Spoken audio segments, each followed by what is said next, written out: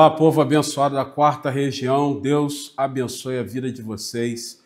Que alegria podermos mais uma vez, mais uma semana, Quarta com o Bispo, essa que é a nossa live semanal, todas as quartas-feiras, às 20 horas.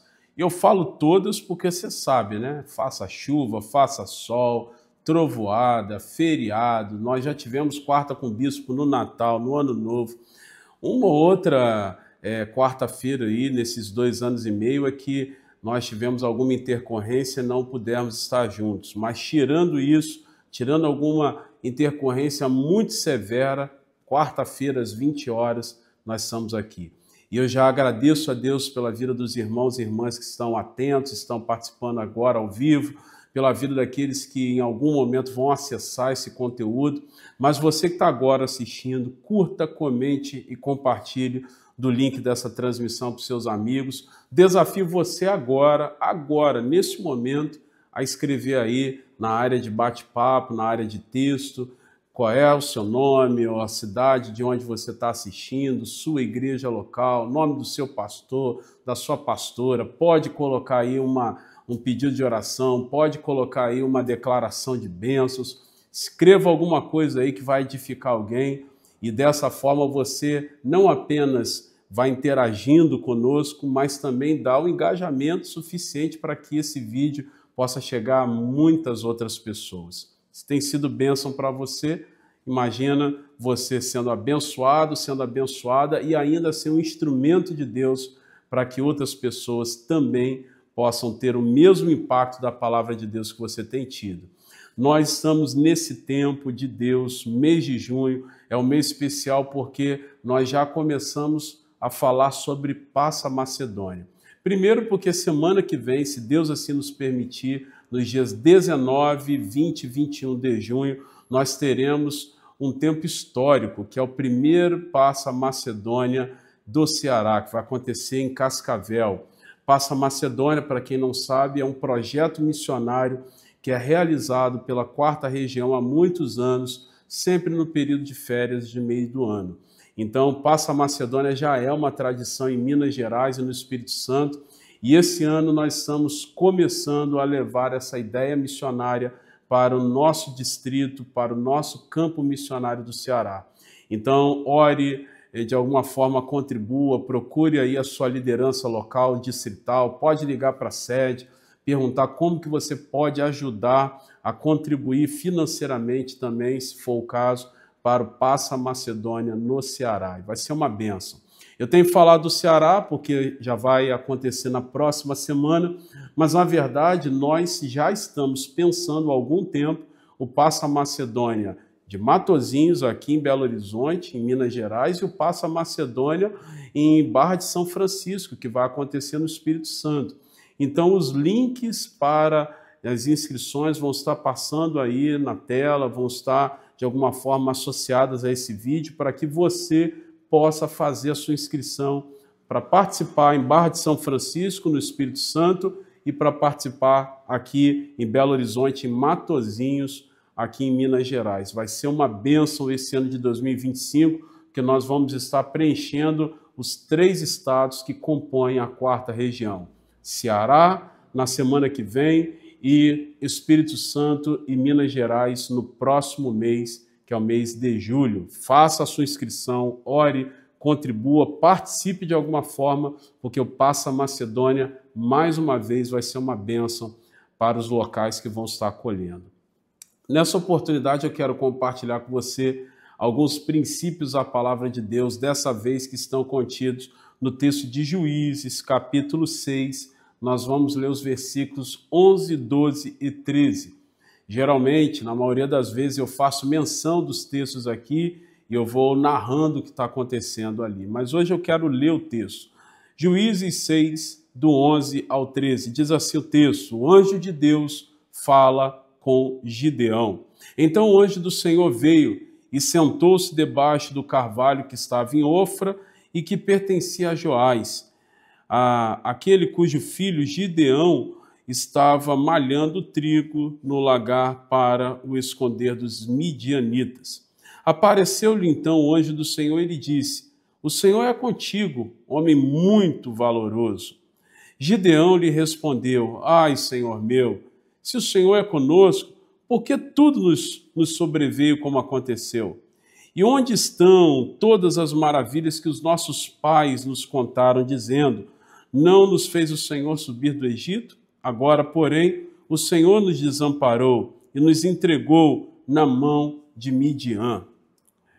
Esse texto muito conhecido, que fala sobre a história de Gideão e como que ele livrou o povo de Israel da mão dos seus inimigos, ele nos prova como que a intimidação pode acontecer na vida do homem e da mulher de Deus. Eu vou dizer para você de forma muito clara e direta, porque é uma coisa que eu acredito há muitos anos, que o inimigo das nossas almas, o diabo, ele só age a partir de brechas e oportunidades que nós damos. Mas um inimigo muito mais letal do que o diabo, do que o diabolos, o adversário, os seus demônios, o inimigo muito mais letal, muito mais perigoso do que o diabo, são as nossas almas amedrontadas. É quando eu abro mão daquilo que a palavra de Deus diz para mim e sobre mim, eu abro mão disso e começo então a viver a partir da lógica do medo, da lógica de algo que me afugenta, que me coloca numa parede e me trava ali.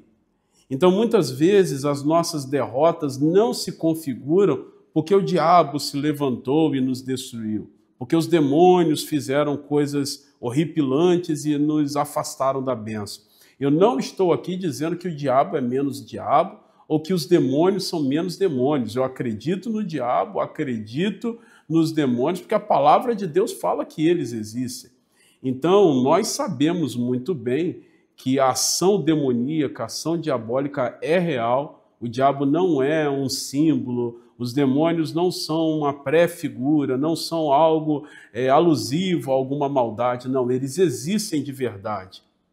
É uma guerra espiritual que acontece todos os dias por causa do nome de Jesus. Mas eu preciso colocar cada coisa no seu devido lugar. O diabo e os demônios estão no lugar e as nossas intimidações, as intimidações da nossa alma, elas também têm um lugar muito especial nessa dinâmica da vida cristã, nessa dinâmica da vida espiritual. Então, vou repetir, não estou aqui dizendo que o diabo e os demônios não existem. O bispo Bruno falou que diabo e demônios é coisa de história da carochinha. Não, existem todas essas ações malignas, mas, além dessas ações, também existe a intimidação, que é uma ação da nossa alma que bloqueia, na minha opinião, muito mais as bênçãos de Deus nas nossas vidas do que o diabo e os seus demônios. E esse texto que nós acabamos de ver, de Juízes capítulo 6, mostra muito bem como a intimidação quase que impede a bênção de Deus na vida do povo de Israel e na vida de Gideão. Porque ele deixa claro, olha, eu não tenho condições de ir, eu sou da menor casa de Israel, se o Senhor é conosco mesmo, então por que o Senhor permitiu que acontecesse tanta coisa ruim? Então, emocionalmente, de forma a olhar para dentro de si, Gideão não se via capaz de vivenciar o que ele vivenciaria, de vencer o que ele estava prestes a vencer. E, na verdade, eu quero trabalhar com você aqui de forma breve, como geralmente tratamos aqui no Quarta com o Bispo, alguns princípios de como age a intimidação. Quais são os elementos que a intimidação estabelece na alma do homem e da mulher de Deus? Primeiro eu vou dizer que a intimidação ela age exaltando o ser humano e as suas limitações. Os versículos 14 e 15 do texto de Juízes capítulo 6 diz o seguinte: virou-se o Senhor para ele e lhe disse, para Gideão, vai nessa tua força, livra Israel da mão de Midian, ou seja, dos midianitas. Porventura não te enviei eu? Replicou-lhe, ou seja, respondeu Gideão, ai, Senhor meu, com que livrarei Israel?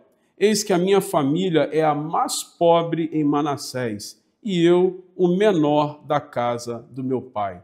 Ou seja, a minha família é a mais pobre de uma das tribos mais diminutas aqui de Israel. E da casa do meu pai, da minha família, eu sou o menor também. Ou seja, eu sou o menor do menor.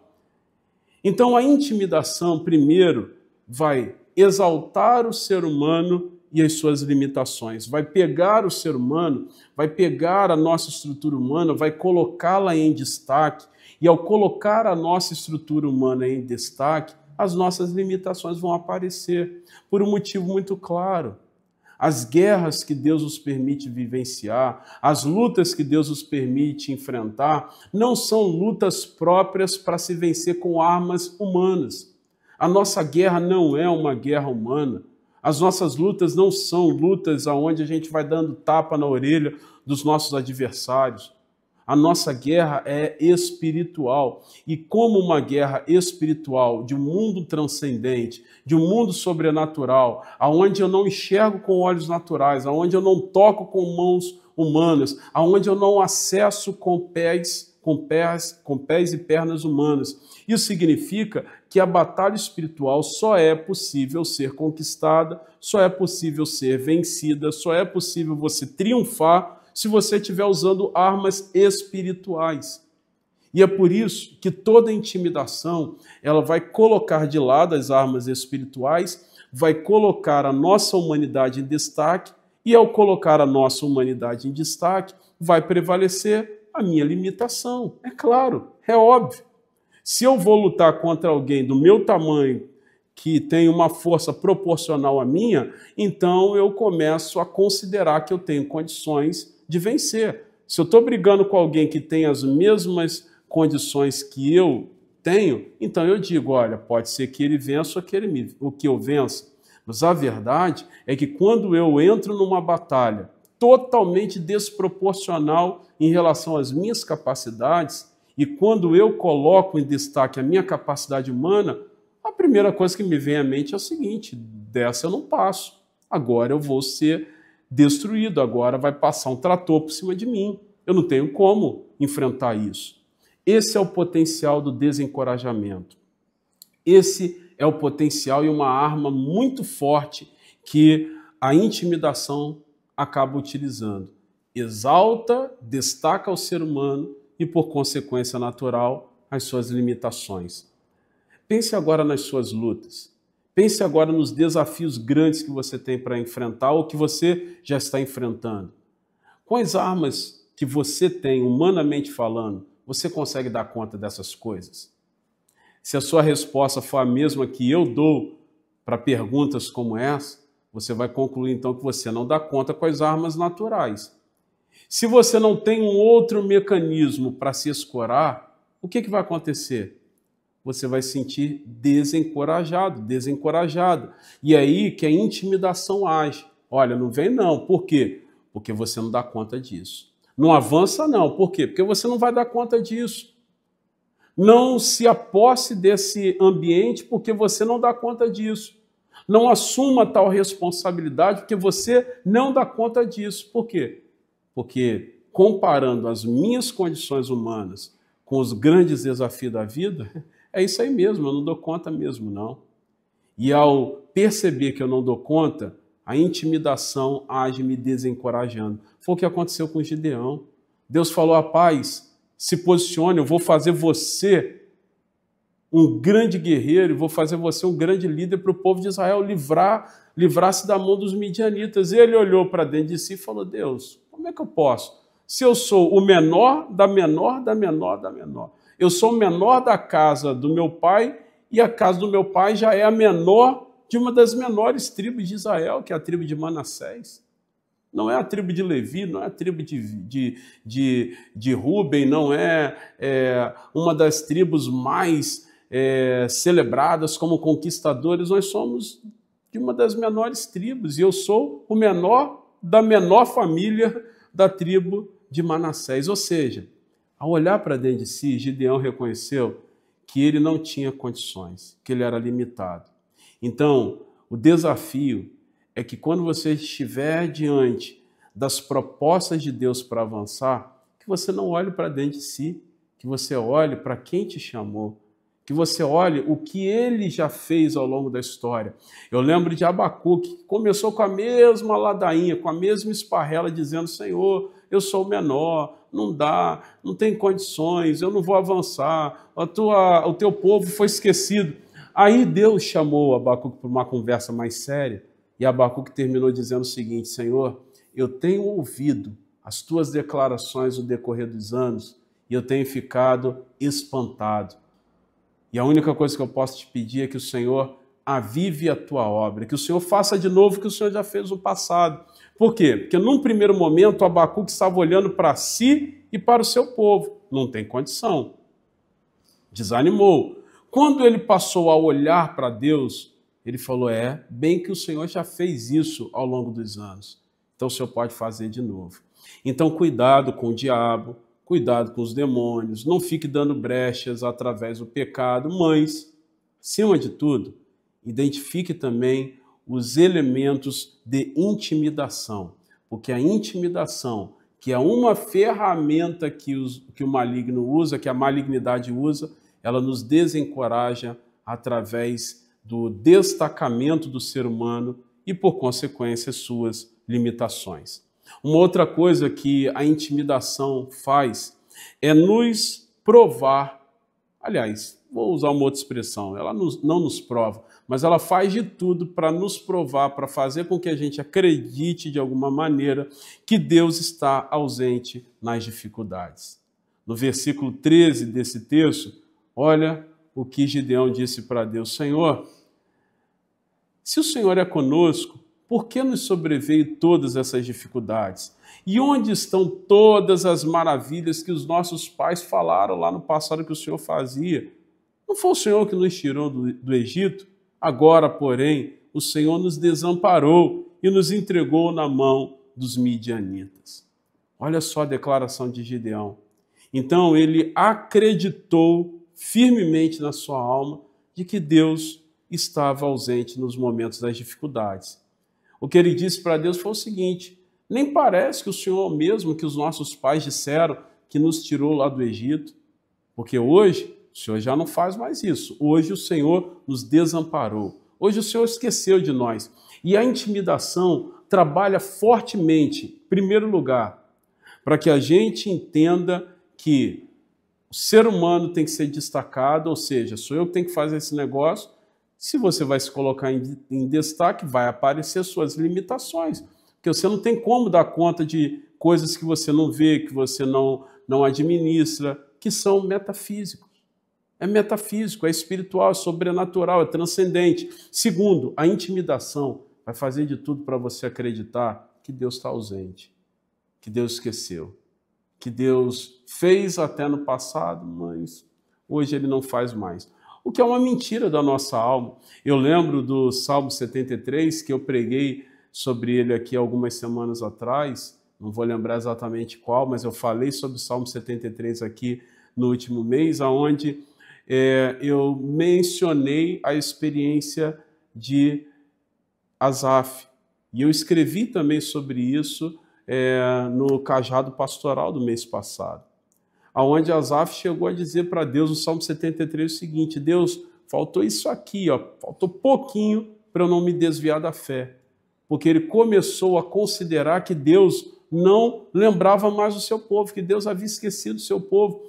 E essa é uma mentira do nosso coração, quando nós estamos desconectados do trono de Deus, do altar de Deus. Tanto é que Asaf, no versículo 17 do capítulo 73 de Salmos, ele diz: toda essa loucura da minha alma durou até o momento que eu entrei no santuário. Quando eu entrei no santuário, então as coisas entraram nos eixos.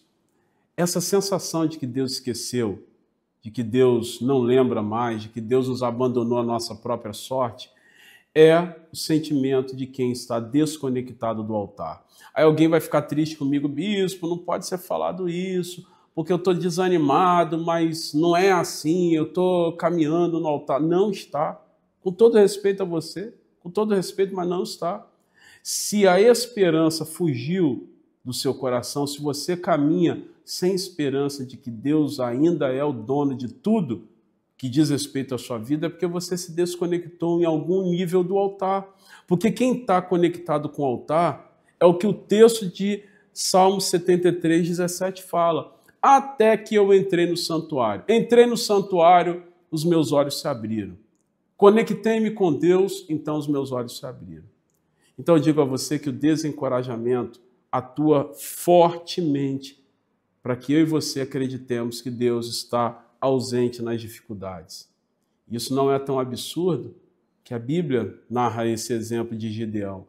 Como é que o Senhor está conosco se o Senhor nos permitiu viver tudo isso de ruim que tem acontecido? O Senhor não é mais o mesmo como os nossos pais falaram. O Senhor está ausente. Então, eu digo a você que o antídoto para isso é altar. Vida com Deus, coração quebrantado no altar de Deus, que é impossível você estar conectado com Deus e Ele não gerar em você esperança. Deus não joga contra o próprio patrimônio dele. Como a gente fala na expressão popular, Deus não dá tiro no seu próprio pé. Se você está conectado com Ele, como que Ele não vai ministrar no seu coração esperança? E eu quero encerrar dizendo a você que uma outra coisa que Gideão nos mostra nesses versículos podem estar acontecendo contigo ou pode acontecer em algum momento. Eu termino lembrando do versículo 24 e 25, quando ele diz: virou-se o Senhor para Gideão e disse: vai nessa tua força, livra Israel da mão dos midianitas. Não fui eu quem te enviou? Replicou-lhe Gideão: ai, Senhor meu, com que livrarei Israel? Eis que a minha família é a mais pobre de Manassés e eu o menor da casa do meu pai. Para Gideão, parar, não avançar, era uma opção. E para quem está sofrendo os impactos da intimidação, parar acaba sendo uma opção. Não avançar em meio àquilo que Deus tem para fazer na sua vida acaba se tornando uma opção. E Deus está ensinando para Gideão nesse texto que parar não é uma opção. Quando eu considero na minha alma que parar é uma opção, então a qualquer momento de aperto, de luta, onde o negócio estreita, eu assumo uma das opções. E uma das opções é parar, é não avançar. O antídoto para isso é ouvir o chamado de Deus e obedecer o chamado que Deus nos deu. Porque quem está caminhando em obediência a um chamado que Deus fez para realizar alguma coisa, não assume parar como opção. Quando eu absorvo o chamado que Deus fez na minha vida um dia, eu entendo então que parar não é uma opção. Por quê? Porque eu preciso ir até o final daquilo que Deus me chamou para fazer. Eu termino dizendo a você que intimidação não é um bicho feio, amedrontador que aparece na nossa frente. Intimidação não é um demônio com a cara, com a face mais horripilante possível que aparece para você de madrugada te assustando. Intimidação são ações muito mais sutis do que um boneco feio na nossa frente. A intimidação age através do exaltar, do destacar do ser humano e, por consequência, da mostragem das suas limitações. A intimidação age através de um processo contínuo de nos fazer desacreditar que Deus está do nosso lado em todo o tempo. Pelo contrário, é acreditar que Deus se ausentou nas dificuldades. Como pode isso? Ele está do nosso lado nas alegrias, mas os desafios ele nos abandona. Pelo contrário, é nos desafios que ele está do nosso lado. Terceiro, a intimidação não é um bicho feio, horripilante, que só de pensarmos nele a gente já está correndo. Não. A intimidação age sutilmente, mostrando que parar é uma das opções que você tem. Você pode avançar, mas se você não aguentar, você pode parar também. E não é verdade. Para quem recebeu um chamado de Deus, parar jamais é uma opção. Eu desejo que todo o potencial de intimidação seja repreendido da sua vida. Eu desejo e oro, intercedo e peço e declaro agora como um profeta de Deus que a sua vida não será mais impactada pelos elementos e potenciais da intimidação. E que você, como Gideão, no final das contas, vai fluir e vai vencer, mesmo com todas as ferramentas disponíveis a você, mostrando que não dá para você vencer, você vai vencer. e Deus vai te dar grandes batalhas para que você tenha grandes vitórias. Deus te abençoe muitíssimo e que nenhuma intimidação te pare na caminhada. Semana que vem, se Deus assim nos permitir, aqui no Passa Macedônia do Ceará, nós voltaremos em mais um Quarta com o Bispo. Curta, comente, compartilhe. Fique na paz. Tchau.